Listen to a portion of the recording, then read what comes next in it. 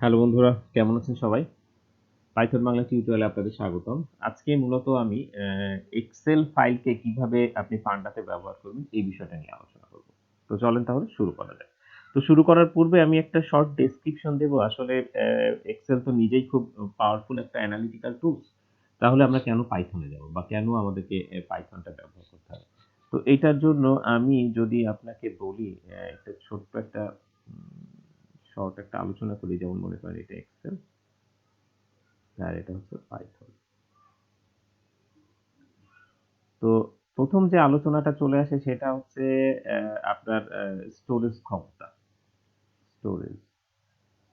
তো আপনি এখানে সর্বোচ্চ 10 মিলিয়ন ডাটা রাখতে পারবেন। আর সেখানে আসলে পাইথনের এরকম ধরনের কোনো লিমিটেশন নেই। সে ট্রিলিয়নস অফ ডাটা নিয়ে কাজ করতে পারে। দ্বিতীয় যে বিষয়টা নিয়ে আসবো সেটা হচ্ছে স্পিড। তো যেহেতু আমি এক্সেল এর কোর্স করাই বা এক্সেল সম্পর্কে একটু ধারণা রাখি। তো সেই সেন্সে বলতে পারি যে আমি যদি ১,০০,০০০ ডাটা আছে এরকম কোনো টেবিলে, হয়তোবা ৩ টা বা ৪ টা কলাম আছে সেই টেবিলে। তো এইরকম কোনো টেবিলকে আমি আপনাকে ওপেন করতে বলি। সেই ওপেন করতে দেখবেন যে সেই এক্সেল ফাইলটা কিন্তু বেশ যথেষ্ট বেগ পেতে হয়। আর এবং সেই টেবিলের উপরে আমি যদি আপনাকে একটা লুপ চালাতে বলি, হয়তোবা কোনো একটা কন্ডিশন চেক করে এটার উপর লুপ চালিয়ে আপনাকে কোনো রেজাল্ট দিতে বলি, তো আপনাকে হয়তোবা বেশ কিছু সময় দিতে হবে আরকি। যেটা আসলে পাইথনের ক্ষেত্রে ও যেটা ইউজ করে সেটা হচ্ছে নামপাই নাম করে একটা মডিউল ইউজ করে। আর নামপাই এটা সি তে তৈরি করা একটা প্রোগ্রাম, যেটা আপনার আউটপুটটা দেয় অত্যন্ত স্পিডি গতিতে। অর্থাৎ খুব ফাস্ট রেজাল্টটা দেয়। তো তুলনামূলক আপনার আ ডাটা যখন খুব প্রচুর পরিমাণে হবে এবং সেখানে যখন আপনাকে বিভিন্ন ধরনের ক্যালকুলেশন বা অপারেশন চালাতে হবে, সেক্ষেত্রে আসলে আপনি VBA দিয়ে বা এক্সেল এর এটার মাধ্যমে যে সাপোর্টটা পাবেন সেটা আসলে একটু ধীর গতিতে। তৃতীয় যে বিষয়টা নিয়ে আলোচনা করব সেটা হচ্ছে আপনার মেশিন লার্নিং। তো যেহেতু আপনি ডাটা নিয়ে কাজ করছেন বা ডাটার মোটামুটি একটু অ্যাডভান্স লেভেলে আছেন, তো তার মানে আপনি যদি মেশিন লার্নিং নিয়ে কাজ করতে চান, মেশিন লার্নিং এর যে মডিউল গুলা সেগুলি আসলে পাইথনে খুব ভালো সাপোর্ট পাওয়া যায়। যেটা আসলে এক্সেল এর মধ্যে নেই বললেই চলে। তো এই সমস্ত কিছু কারণে আপনাকে আসলে এই পাইথনটা জানতে হবে। তো এইজন্য আমরা আসলে আজকে দেখব যে এক্সেল এর কিছু ডাটাকে, কারণ মোস্ট অফ দা অনেক জায়গায় অফিস আদালতগুলিতে যেহেতু ডাটাগুলি এক্সেল এর মধ্যে থাকে, আমাদেরকে সেই এক্সেল এর ডাটাটাকে নিতে হবে। সেই এক্সেল এর ডাটাটাকে নিয়ে কনক্যাটিনেট করতে হবে বা মার্জ করতে হবে, বা তার উপরে বেশ কিছু অপারেশন চালাতে হবে পাইথনে গিয়ে। তো আমরা আজকে সেই বিষয়টাই দেখব যে এটা আসলে কিভাবে করা যায়। চলেন তাহলে শুরু করি।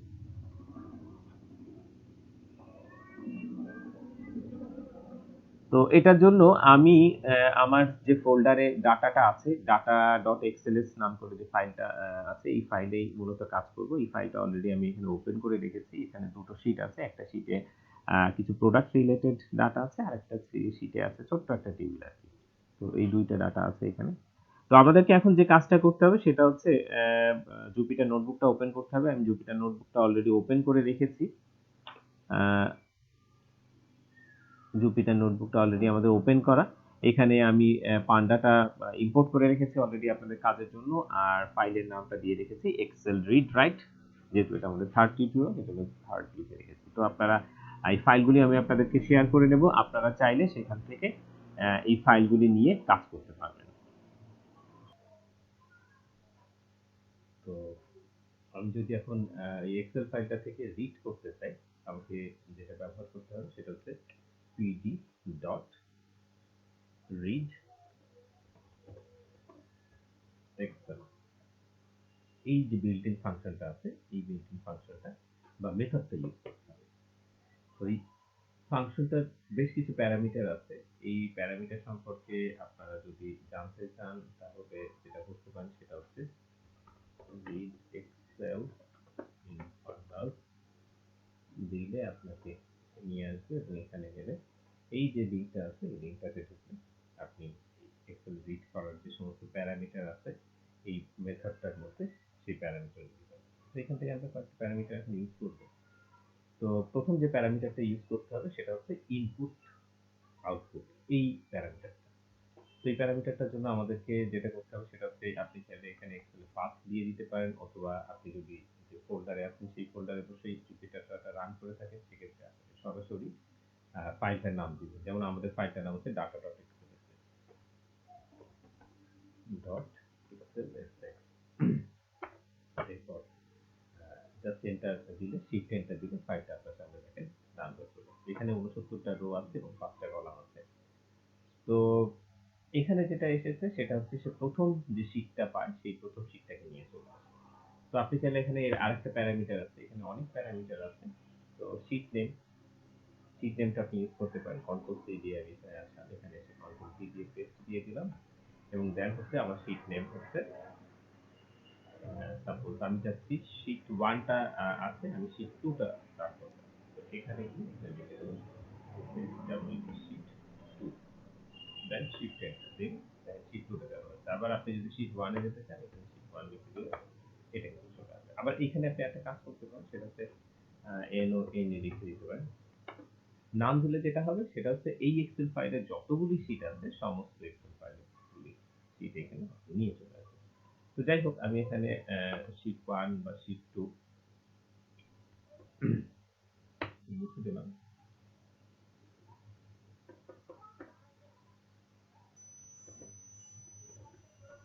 শীট 1, শীট 1 হলো। তো এখন আমি সাপোজ এখানে আরো বেশ কিছু প্রপার্টিজ আছে, এখান থেকে আমি আরো একটু প্রপার্টিজ ইউজ করি। সাপোজ আমি এখানে চাচ্ছি যে শুধুমাত্র আপনার কিছু কলামকে স্পেশালি ব্যবহার করতে। যেমন আমি চাচ্ছি আসলে প্রোডাক্ট কলাম, এই কলামটা চাচ্ছি, এবং আমি চাচ্ছি সেলস, এই দুইটা। তো সেটার জন্য আপনি যেটা করতে পারেন সেটা হচ্ছে ইউজ কলস নাম করে এর একটা ইয়ে আছে, এখানে দেখেন ইউজ কলস, এটা আমরা ব্যবহার করবো। কন্ট্রোল সি দিয়ে কপি করলাম, কপি করে এখানে এসে কন্ট্রোল সি করলাম, দিয়ে এন্টার দিয়ে দিলাম, ইকুয়াল টু দিয়ে এখানে আমি যেটা করবো সেটা হচ্ছে এটাকে আপনাকে থার্ড ব্র্যাকেটের মধ্যে দিতে হবে। তো থার্ড ব্র্যাকেটটা দিলাম, দিয়ে আমি এখানে লিখে দেবো আমি যে কলামগুলো ব্যবহার করতে চাই, সাপোজ আমি চাচ্ছি প্রোডাক্ট ক্যাচ, এটা,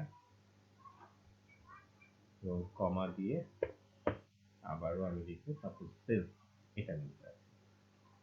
কন্ট্রোল সি দিলাম, দিয়ে আমি শিফট এন্টার দিলে ও শুধুমাত্র এগুলো নিয়ে চলে আসবে। তো এটাও ঠিক সিএসভি ফাইলের মতো। আপনি যদি চান এখানে নাম্বার অফ রোজটা ডিস্টিংক্ট করে দিতে পারেন, যে আমি এখানে চাচ্ছি আপনার প্রথম 20টা রো দেখতে। তো এখানে আমি বলে দিতে পারি এন রোজ, দেখেন এখানে এন রোজ আছে, এন রোজ,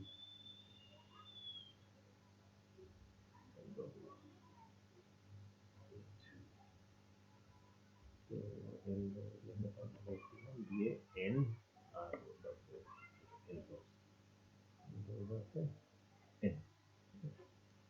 তো ডিফল্ট হিসেবে এন্ডোজ নাম থাকে, আমি এখানে এন্ডোজ ইকুয়াল টু বলে দিতে পারি, তারপর এখানে আমি 10 লিখে দিতে পারি, তাহলে ও যে কাজটা করবে প্রথম 10টা যে ডাটা আছে সেই প্রথম 10টা ডাটা।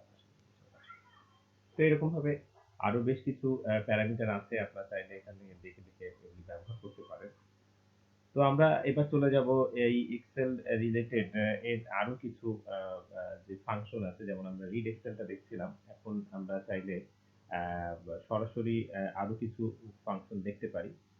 তো সাপোজ আমি যদি এগুলি বন্ধ করে দিই, মুছে দিই সবকিছু, শুধু এখান থেকে এগুলি বাদ দিই, আমি যদি স্বাভাবিকভাবে লোড দিই, এবং এটাকে আমি একটা কাজ করি ডাটা ফ্রেমের মধ্যে পাস করে দিই একটা ভেরিয়েবলের মধ্যে, এবং এই ডাটা ফ্রেমটাকে আমি আবার পরবর্তীতে শিফট এন্টার দিয়ে চালু করলাম, এটাই চলে আসলো। এখন আমি সাপোজ চাচ্ছি যে এর যে ইন্ডেক্স যেটা আছে সেই ইন্ডেক্স গুলি কি হিসাবে আছে, বা আমি যদি সাপোজ মনে করেন এটা লোড নেইনি, এই অবস্থায় আছে, তো আমি এখন চাচ্ছি যে এর ইন্ডেক্সটা দেখতে। তো আমরা যেটা করতে পারি সেটা হচ্ছে df ডট ইন্ডেক্স লিখে দিতে পারি, দিয়ে শিফট এন্টার দিয়ে ও আমাকে বলে দিচ্ছে যে এর ইন্ডেক্সটা শুরু হচ্ছে 0 থেকে, স্টপ 69 এ গিয়ে থেমেছে, তার মানে টোটাল 70টার মতো আছে, 1/1 এ পেয়ে গিয়েছে। তো আমরা একটু আগে দেখছিলাম যে এটা আসলে ঠিক যেটা 0 1 2 3 4 69 পর্যন্ত 68, 68 স্টপ হয়েছে 69 এ। হ্যাঁ, তার মানে রো নাম্বারটা 69, 69টা রো আছে। আর ডাটা যেহেতু 0 থেকে শুরু হয়েছে 68 পর্যন্ত ডাটা সিকোয়েন্সটা দেওয়া আছে। তো ঠিক তেমনি আপনি যদি এখানে চান যে এর হেডার গুলিকে দেখতে, যে এর মানে কি কি কলামস আছে সেগুলি দেখতে, সেটার জন্য আপনি যেটা করতে পারেন CULUMN এর কলাম কি, যদি শিফট এন্টার দেন আপনি এখানে কলামগুলি দেখতে পাবেন। যেমনটা আমি যদি দেখতে চাই বাস্তবে যে এটা কাজ কিনা, দেখেন এটাই হচ্ছে, সেটা কিন্তু এটা।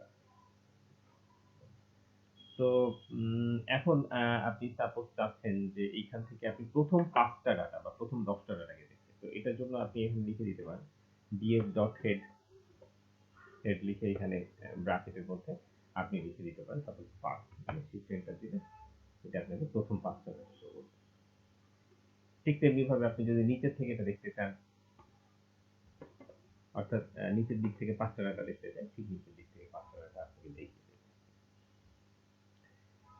তো যদি এমন হয়ে থাকে যে আপনার মনে হচ্ছে আমি কাজ করে এগুলি রেখে দিই, সুবিধা হবে। df dot 10 দিন, লাস্টে 10 টাকা রাখবে। তো ঠিক তেমনি ভাবে আপনার কাছে যদি মনে হয় যে আপনি এই যে টোটাল টেবিলটা আছে ডিএফ বা ডাটা ফ্রেমের, এই টেবিলটার একটা টোটাল সামারি নেবেন। তো সেক্ষেত্রে আপনি যেটা লিখতে পারেন সেটা হচ্ছে df dot describe. df dot describe দিলে ও যে কাজটা করবে সেটা হচ্ছে,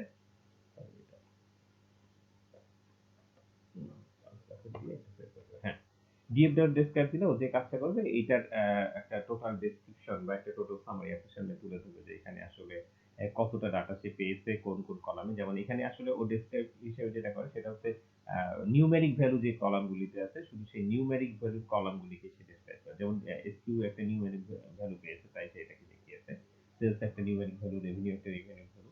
তো যার জন্য ওই কলামগুলি সে শুধুমাত্র ডেসক্রাইব করেছে, সেখানে কতটা ডাটা পেয়েছে, তার অ্যাভারেজটা কত, তার এসটিডিটা কত, তার মিনিমাম কত, 25% করলে কত হয়, 50% বা 75% করলে কত হয়, এবং এর ম্যাক্সিমাম ভ্যালু কত আছে, এরকম একটা টোটাল সামারি সে আপনাকে দিয়ে দেবে। তো এক্ষেত্রে আমরা আরেকটু যাই যে সাপোজ আপনার মনে হয় যে এই ডাটাগুলির মধ্যে থেকে শুধুমাত্র আপনি চাচ্ছেন আপনার প্রোডাক্ট ক্যাটাগরি এই লিস্টটা দেখতে বা প্রোডাক্ট ক্যাটাগরিটা দেখতে, তাহলে আপনি এটা এখানে করতে পারেন ডিএফ, এটাকে আপনি থার্ড ব্র্যাকেটের মধ্যে বন্ধ করে দিতে পারেন, ডিএফ সাপোজ প্রোডাক্ট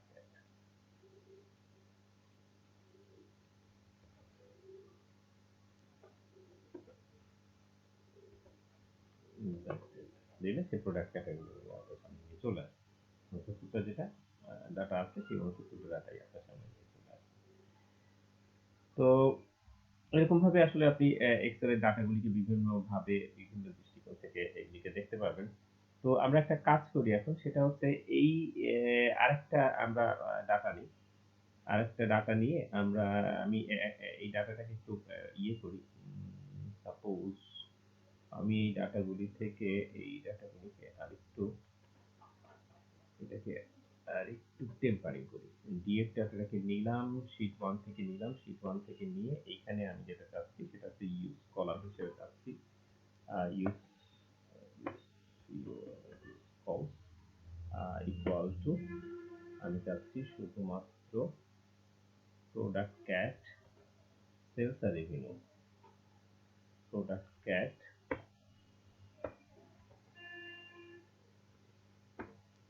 সেলস আর রেভিনিউ।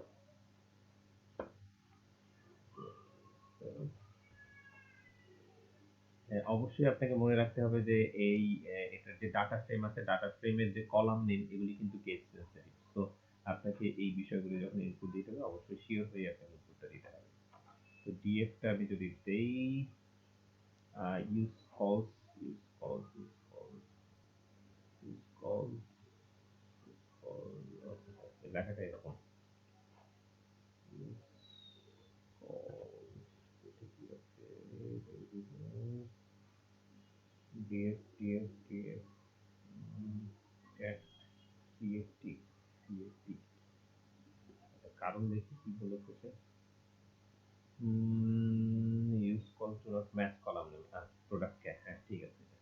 তার মানে আসলে আমাদের এখানেই শুধুমাত্র সমস্যা ছিল, এই বানানটা সব ঠিক ছিল। তো আমি যদি শিফট এন্টার দিই দেখা যাচ্ছে যে ও আপনাকে ঠিক যা যা চেয়েছিলেন। এখন এটাকে যদি আমি সাপোজ গিফট একবারে নিয়ে লোড দিতাম, ডাটাগুলো আমি ঠিক যা চাচ্ছিলাম ঠিক তেমন করে চলে আসবে। তো এটাকে আমি সাপোজ ডিএফ অন এর মধ্যে রাখি, ডিএফ অন এর মধ্যে রাখলাম।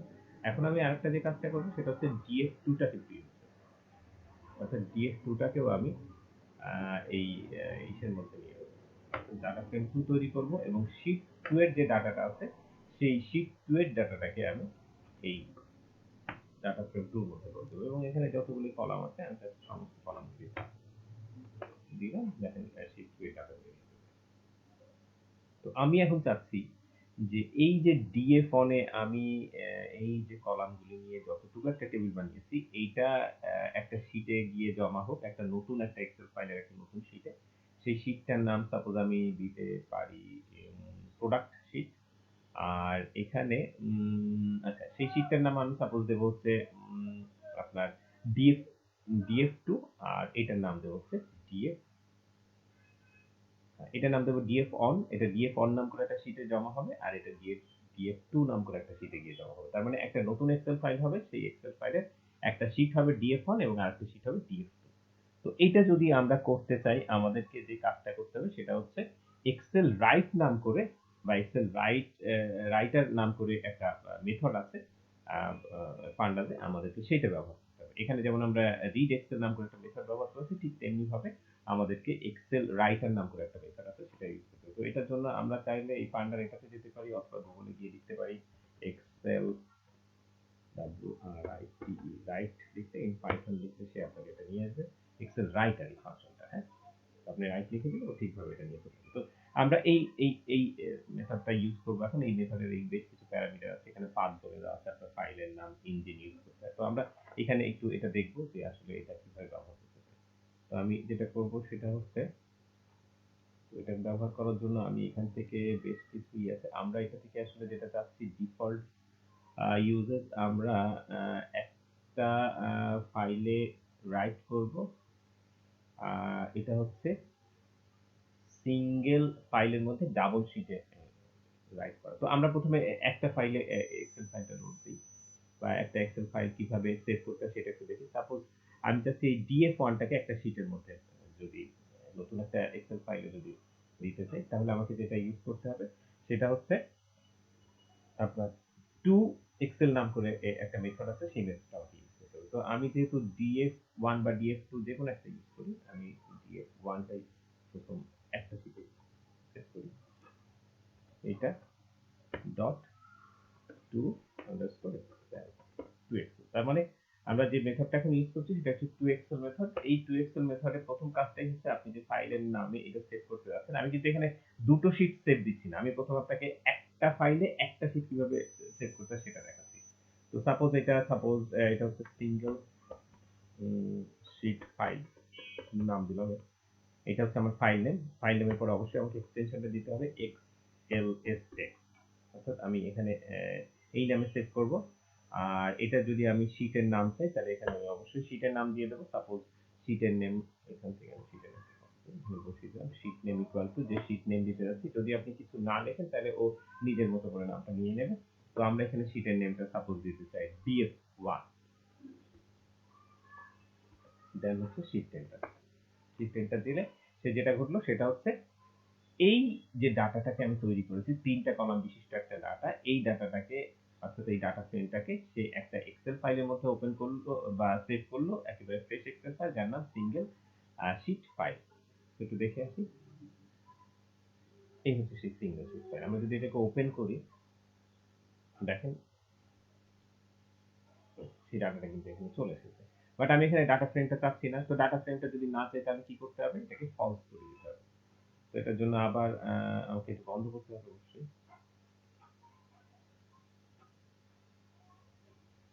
এখানে গিয়ে যেটা করতে হবে সেটা হচ্ছে index equal to false, এটা দিলাম, শিফট এন্টার দিয়ে এখন যদি আমি যাই তাহলে দেখতে পাবো যে আমার এখানে যে ডাটাটা রাইট করা হয়েছে সেই ডাটাটা দেখেন কোনো ইনডেক্স কলাম না। তো আমরা এটা হচ্ছে একটা ফাইলের মধ্যে একটা শীট সেভ করা দেখলাম। এখন আমরা যেটা দেখব সেটা হচ্ছে একটা ফাইলের মধ্যে ২ বা ততোধিক শীট যদি আমি সেভ করতে চাই তাহলে সেটা কিভাবে করব। তো সেটা সম্পর্কে আমি অলরেডি আপনাদেরকে একটু ধারণা দিয়েছি। এটার জন্য এক্সেল রাইট নাম করে একটা ফাংশন আমাদেরকে ব্যবহার করতে হবে। এটা হচ্ছে সেটা। To write a separate sheet in a single file. অর্থাৎ আলাদা আলাদা শীট যদি আপনি ফাইলের মধ্যে করতে চান তাহলে আপনাকে এটা ব্যবহার করতে হবে। তো আমরা কাজ করি। এখান থেকে আমরা নিয়ে নিই। যেহেতু আমাদের ডাটা ফ্রেমগুলো তৈরি করা আছে df1, df2 আমরা আমাদের শুধু এখান থেকে ডাটা এখান থেকে জাস্ট কপি করে আমরা আমাদের জুপিটারে চলে গেলাম। জুপিটারে গিয়ে এখন যেটা করব এটা কন্ট্রোল ভি দিয়ে দেব। কন্ট্রোল ভি দিয়ে আমরা যেটা করব সেটা হচ্ছে আমরা যে এক্সেল ফাইল আসলে সেভ করতে চাচ্ছি যে নামে সাপোজ এটা করেছি সিঙ্গেল ফাইল এটার নাম দিই আরেকটা এটার নাম দিই suppose single file double sheet বা মাল্টি শিট এটার নাম দিলাম সিঙ্গেল ফাইল মাল্টি শিট তো এটার মধ্যে আমি যে কাজটা করব সেটা হচ্ছে আহ, আমার ডাটা ফ্রেম 1 টাকে একটা শীটে পেস্ট করব আর একটা শীটে ডাটা ফ্রেম 2 টাকে পেস্ট করব। তো এটার জন্য ডাটা ফ্রেম কন্ট্রোল সি দিয়ে এখানে গিয়ে আমি যে শীটের নাম আমার শীটের নাম হবে হচ্ছে ডাটা কন্ট্রোল সেট দিলাম ডিএফ 1 এ একটা শীট যাবে একটা শীটের নাম হবে আর একটা শীটের নাম হবে ডিএফ 2 এবং এটা কোথা থেকে আসবে ডিএফ অন থেকে এটা যেহেতু আপনি মিলেই গিয়েছে আমার ডিএফ অন থেকে যে ডাটাটা যাবে সেই ডাটাটা যে নামে যাবে সেটা হচ্ছে ডিএফ অন নাম করে একটা শীটে আর ডিএফ টু দ্যাট মিনস এই ডাটাটা কোথায় যাবে এই ডাটাটা যে শীটের মধ্যে যাবে সেই শীটের নাম হবে ডিএফ টু এবং টোটাল এক্সেল ফাইলটার নাম হবে কি single sheet file multi sheet বা সিঙ্গেল ফাইল দিলাম মাল্টি শীট যাই হোক। তো এবার আমি যেটা করব শিফট এন্টার চাপ দেব শিফট এন্টার চাপ দিলে সে আমাকে এক্সেল রাইটার সম্পর্কে বলছে আচ্ছা এখানে আমাকে যেটা ইউজ করতে হবে সেটা হচ্ছে আমাকে পান্ডাসের এক্সটেনশনটা ব্যবহার করতে হবে এই মডিউলের এখানে আমরা এই মডিউলটা ব্যবহার করব টেন ডট না হলে সে আসলে চিনতে পারবে না তো এবার যদি আমি শিফট এন্টার দিই সে কিন্তু এবার সিঙ্গেল ফাইল মাল্টি শিট নাম করে এবার দেখবো সিঙ্গেল ফাইল মাল্টি শিট এর মধ্যে গিয়ে দেখবো আমাদের দুটো শিট থাকবে একটা শীটের নাম হচ্ছে ডিএফ1 যেখানে ডিএফ1 এর ডাটাটা এসেছে যেখানে ডিএফ2 এর ডাটাটা এসেছে তার মানে এইরকম ভাবে আপনি চাইলে আপনার মাল্টি ডাটা ফ্রেমকে মাল্টি শীটে